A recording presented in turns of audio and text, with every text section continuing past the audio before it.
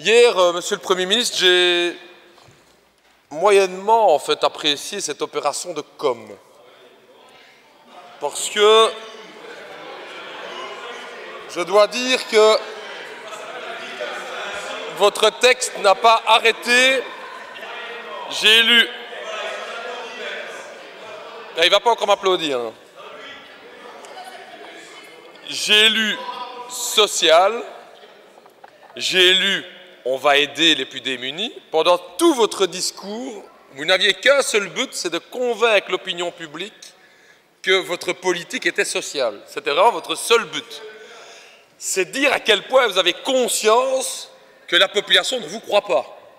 Si vous passez tout votre discours à tenter de convaincre à tous les coins de page, c'était vraiment impressionnant, à tous les coins de page, oui, youhou les gars, je vous le jure, je fais du social, je me dis, vous avez un problème de com. Alors, je comprends votre problème de com, parce qu'effectivement, je peux vous rassurer, effectivement, les gens ne vous croient pas. Hier, carrément, il y a eu le bouquet, et là on s'est poilé, Marco et moi, vraiment, parce que là on s'est dit, là on était en showtime de M. Michel, c'était, nous sommes le gouvernement qui taxe le plus le capital, quoi. Non, franchement, on était sciés, franchement, sur le banc, là on s'est dit, mais c'est formidable, l'humour aujourd'hui, on se détend au gouvernement, on tente de nous faire croire n'importe quoi. Monsieur Michel, assumez que vous menez une politique antisociale. Arrêtez de faire croire aux gens que vous faites le contraire de ce que vous faites. Arrêtez de dire que vous aidez les allocataires sociaux alors que vous allez chercher 7 milliards dans la poche des gens, en coupant dans les dépenses sociales, en coupant dans les services publics. Arrêtez, quoi. Il faut quand même un petit peu être sérieux. Arrêtez de dire quand même aux gens que vous allez revaloriser les salaires, que vous allez les aider alors que vous votez un saut d'index. Assumez pleinement que vous menez une politique antisociale. Je crois que ça est le but le plus important dans le discours d'hier, c'est que votre opération de communication, elle ne marche pas, Monsieur le Premier ministre. Et c'est ça que vous sentez autour de vous. Que ce soit à Wavre, que ce soit à Liège, que ce soit à Charleroi, vous le sentez. Les gens ne vous croient pas pourquoi. Et je ne vais pas vous mettre ici plein de chiffres, beaucoup de mes collègues ont mis les chiffres en avant. Les gens n'ont pas besoin de tous ces chiffres. Les gens, ils sentent tout simplement dans leur poche que l'argent ne rentre pas. Les gens sentent que l'argent ne rentre pas. Les gens sentent qu'augmenter une TVA de 6 à 21%, ça va leur coûter 130 € par famille. Ils le savent, les gens, ils le vivent au jour le jour. Donc je crois que là, Monsieur le Premier ministre, de ce côté-là, je crois que cette politique à deux vitesses, qui est celle de donner de plus en plus de cadeaux au grand patronat, et j'y reviendrai, et d'autre part ne pas garantir le minimum pour les gens, on ne peut pas continuer dans ce sens-là. On ne peut pas continuer dans ce sens-là. C'est important pour moi parce qu'il vient d'y avoir une dépêche Reuters qui vient de passer, je vais dire, ce matin, qui officialisait donc que pour la première fois dans l'histoire de l'humanité, 1% de la population mondiale possède plus de 50% des richesses. C'est un moment, c'est un jour important qui pointe du doigt la polarisation sociale qui existe dans le monde et qu'on retrouve évidemment ici en Belgique. Pour moi, comme député de gauche, c'est un des problèmes principaux pour la relance économique. C'est qu'une nouvelle fois, on ne doit pas aller chercher l'argent dans ceux qui n'en ont pas, dans la poche de ceux qui n'en ont pas, mais on doit aller chercher l'argent chez ceux qui en ont. Et c'est ça que vous ne faites pas, Monsieur le Premier ministre. C'est ça que je regrette. C'est ça que vous ne faites pas. Et c'est ça aussi qui fera que votre politique en matière d'emploi ne marchera pas. Parce qu'aujourd'hui, c'est un peu le tabou. J'ai interpellé au moins 3 chefs de groupe pour leur demander ce qu'ils pensaient de l'affaire Coca-Cola. Alors, je vais quand même juste rappeler un petit peu les faits de ce qui s'est passé hier, parce qu'on me dit qu'un gouvernement veut créer de l'emploi. Eh bien, l'usine Coca-Cola, de bedrijf Coca-Cola, dus in Zwijnaarden, dus dichtbij Gent. Coca-Cola Zwijnaarden heeft gisteren 122 jobs geschrapt. Het is nochtans een bedrijf die echt gepamperd is geweest. Gepamperd. Zoveel cadeaus we gegeven hebben. Zoveel begeleiding we gegeven hebben aan zo'n multinational. Coca-Cola, ik zal toch een paar cijfertjes doorgeven. 122 jobs minder, dus op 434 jobs, dus 25% van de jobs. Hoeveel heeft Coca-Cola betaald op zijn winsten? Hier in België, Coca-Cola Belgium. Coca-Cola Belgium heeft 8,8 miljoen belastingen betaald op 111 miljoen winst.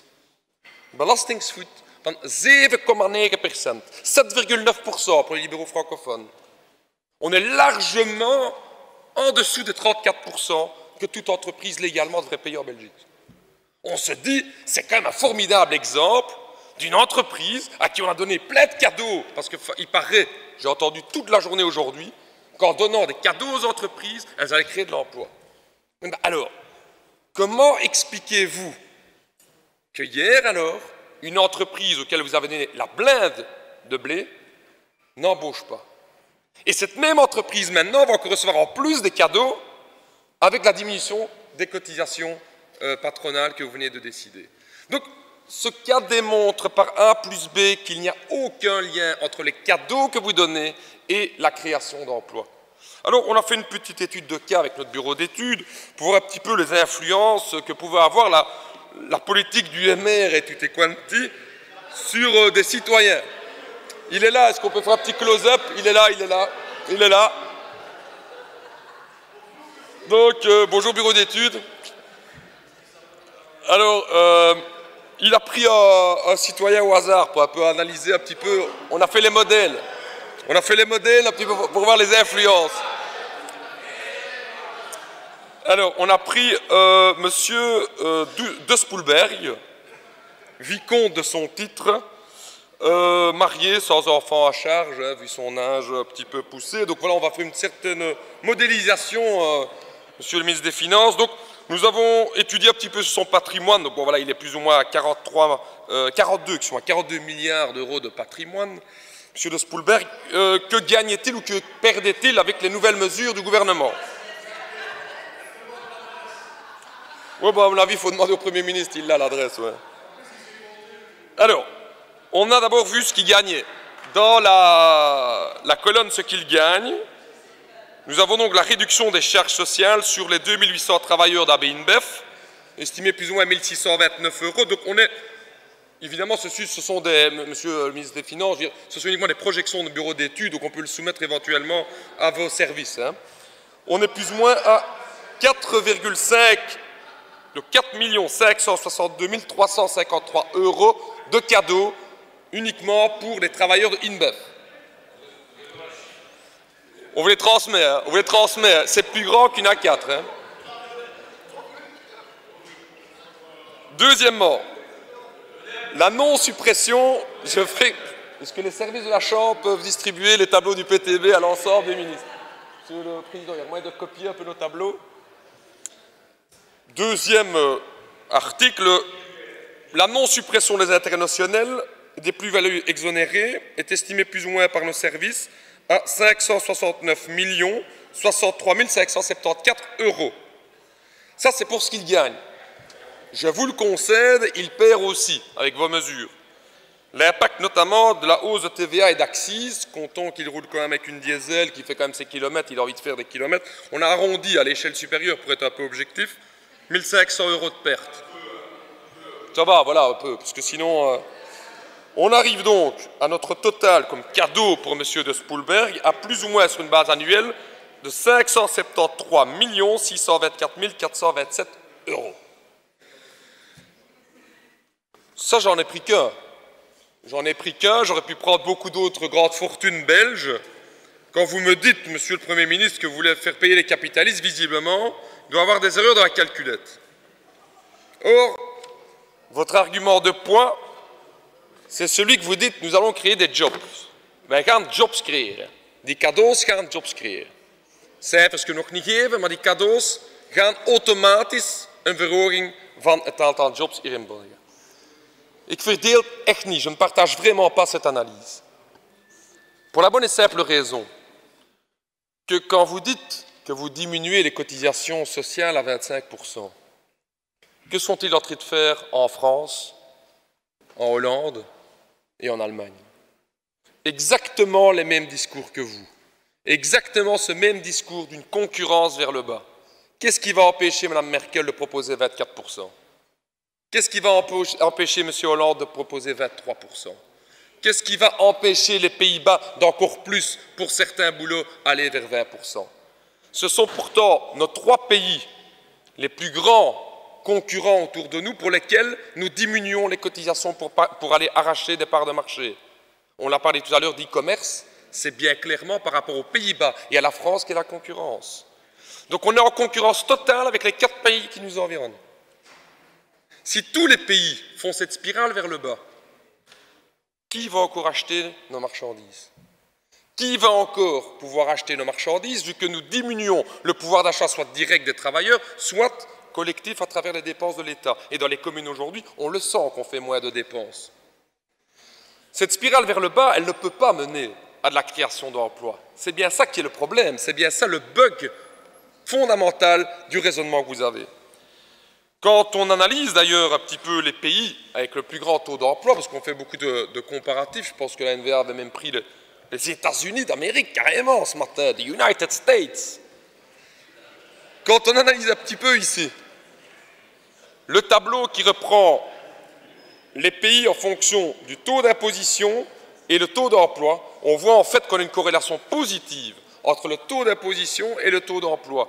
Et on voit que ce sont des pays, notamment comme la Norvège, le Danemark et la Suède, qui ont les taux de prélèvement les plus élevés, qui ont le taux d'emploi le plus élevé. Pourquoi? Parce qu'ils peuvent maintenir un certain emploi public. Parce que c'est bien le bug, quand vous dites que vous créez de l'emploi aujourd'hui, c'est que l'argent que vous n'allez plus investir dans le service public va lui aussi créer beaucoup de pertes d'emplois. Et donc quand vous faites votre tableau de création d'emplois, et j'aimerais bien, Monsieur le Ministre, quand vous demandez au Bureau du Plan ou à la Banque nationale de faire des projections, s'il vous plaît, demandez-leur aussi de tenir compte de la diminution des emplois publics. Vous n'allez quand même pas faire que des tableaux avec tout ce qu'on gagne. Faites aussi un tableau avec tout ce qu'on perd. Qu'on ait au moins une synthèse de ce que fera hypothétiquement, avec des taux de croissance systématiquement revus à la baisse, parce que je dois vous dire aussi que vos spécialistes, Monsieur le Ministre, c'est quand même toujours un peu la même chose, c'est on prévoit 1,5% et on revoit à la baisse. C'est bizarre, on ne revoit jamais à la hausse. Vous avez déjà remarqué? C'est un petit peu au niveau des spécialistes. C'est toujours hop, hop, hop, hop. C'est comme s'il y avait vraiment besoin de nous dire tout va aller mieux, puis hop, on revient en arrière. Et vous êtes obligé après de corriger avec des chiffres qui sont quand même pas marrants à corriger, Monsieur le Premier ministre. Waouh, 800 millions à aller rechercher en plus, tout ça parce que quelqu'un vous avait dit à la hausse, quoi. Non, tout de suite, soyons un peu plus réalistes. Donc je pense que la politique qui est menée aujourd'hui au niveau de l'emploi n'est pas la bonne, et je ne vous étonnerai pas que nous proposons avec le Parti du travail de Belgique plutôt un plan d'investissement public ambitieux avec des mesures contracycliques. Pour ça, il y a de l'argent. Je ne partage pas l'avis de ceux qui disent qu'on a déjà taxé les grosses fortunes en Belgique. Ce n'est évidemment pas le cas. C'est une des raisons aussi pour laquelle 12 000 nouveaux millionnaires par an prennent une place ici en Belgique. Donc je pense réellement que cette politique aujourd'hui de tout donner comme cadeau aux plus riches et de ne pas investir résolument dans notre économie ne peut plus continuer. Deuxième idée importante, vous nous avez annoncé, Monsieur le Premier ministre, que vous étiez ambitieux pour le sommet climatique qui va se dérouler à Paris pour prendre des mesures énergiques sur le climat. Et alors, l'argument, mais vraiment, mais qui nous a bidonné aussi hier, on avait mal aux abdos quand on est rentré à la maison, Monsieur le Premier ministre, parce que là, vous avez vraiment... Combien il me reste pour celle-là? 2 minutes? Ouais, une mesure géniale du gouvernement pour respecter les diminutions de CO2, c'est décourager le diesel et encourager l'essence. Monsieur le Premier ministre, est-ce que vous étiez déjà au courant que quand on brûle de l'essence dans un moteur, ça fait aussi du CO2 hein? Je ne sais pas si vous étiez au courant techniquement, mais non, je vous assure, c'est fossile aussi. Hein, ce sont des plantes qui, le dévonien supérieur, ça a vraiment macéré des millions d'années dans le sol. C'est dans notre truc, ça fait la même pollution. Là, hein, donc, je veux dire, il faut quand même comprendre, Monsieur le Premier ministre, que si vous allez à Paris pour aller trouver tous les ministres là, du climat et leur dire, les gars, j'ai une idée géniale en Belgique, ce qu'on va faire, c'est qu'on va vraiment, on va encourager l'essence, ils vont vous dire, oula, il y a un bug là, il y a vraiment un bug. Donc là, je crois vraiment, Monsieur le Premier ministre, que les mesures prises aujourd'hui en matière de climat ne sont vraiment pas à la hauteur. Et donc évidemment, nous voudrions que vous soyez beaucoup plus volontariste. Et pour ça, il faut une transition énergétique radicale. On a déjà eu plusieurs fois le propos. Il faut pouvoir aujourd'hui investir d'une manière planifiée. Et je le dis le mot effectivement, parce qu'il faut une planification écologique. Je l'ai dit. Je crois qu'en matière énergétique, nous ne pouvons plus laisser aux mains du libre marché la question de l'énergie. Les autres secteurs économiques ont encore de la marge, mais en matière d'énergie, il y a urgence. Il y a urgence et il n'y a uniquement qu'une volonté collective à travers les investissements d'État et les investissements coopératifs qui permettront d'avoir la transition énergétique. Jamais, en attendant les Electrabel et compagnie, on va pouvoir avoir cette transition énergétique. Et donc, il faut intervenir dans le marché. Tant que nous restons dans ce dogme de croire qu'avec des subsides, on va obliger les entreprises énergétiques, qu'elles soient multinationales, européennes ou américaines, à investir dans l'énergie propre, on va se mettre le doigt dans l'œil. Dernier élément, et je finirai par ça, Monsieur le Président, c'est évidemment la question de la guerre dans le monde, la question des réfugiés. J'ai lu dans votre déclaration que vous ne refermiez pas l'option d'intervenir militairement en Syrie. Je voudrais ici témoigner de mon désaccord, évidemment, avec le groupe PTB sur ce type de politique-là, parce qu'elles sont exactement la cause de la déstabilisation dans la région. Nous devons aujourd'hui faire le bilan de nos interventions en Afghanistan, faire le bilan de nos interventions en Libye, faire le bilan de l'intervention américaine en 2003 en Irak, parce que cette intervention américaine a rasé toute forme d'État en Irak et à Bagdad aujourd'hui. Et contrairement à ce que M. Franken dit, c'est une des causes aussi pourquoi aujourd'hui à Bagdad, il est dangereux de vivre dans cette ville. Il est dangereux, elle a été reconnue comme étant une des villes les plus dangereuses du monde, parce qu'aujourd'hui, il n'y a plus d'État là-bas. Il y a une guerre civile qui se déroule sur ce territoire là-bas. Alors, je vais clôturer ici, Monsieur le Premier ministre, en relayant cet incroyable rapport de force qui était présent encore la semaine passée dans les rues de Bruxelles. Vous avez eu l'honneur d'avoir sous votre nez cette dernière année les deux plus grandes manifestations que notre pays a connues depuis les années 80. 100 000 personnes. Et celle de l'année passée, 120 000 personnes. C'est bien la démonstration que la colère des gens, mais aussi la mobilisation des gens, n'a pas fini. Qu'aujourd'hui, ce combat va continuer à une seule différence près par rapport à l'année passée. Et je l'ai dit tantôt à M. Verhofstadt, le mouvement social a tiré comme leçon que ces partis soi-disant sociaux dans le gouvernement qui ont fait miroiter qu'il y aurait un impôt sur la fortune en échange d'une paix sociale, ces partis ont trompé le mouvement social. Et c'est cette maturité que j'ai sentie à Bruxelles, cette maturité d'un mouvement social qui dit « vous n'allez pas nous prendre une deuxième fois au piège ». Vous n'allez pas nous faire croire aujourd'hui, encore une fois, que à travers quelques aménagements, on va arrêter. Et c'est la raison pour laquelle nous ferons tout comme PTB pour continuer la mobilisation sociale. Et nous commencerons déjà par une manifestation à l'invitation du PTB le 15 novembre dans les rues de Bruxelles pour continuer le combat contre votre gouvernement. Je vous remercie.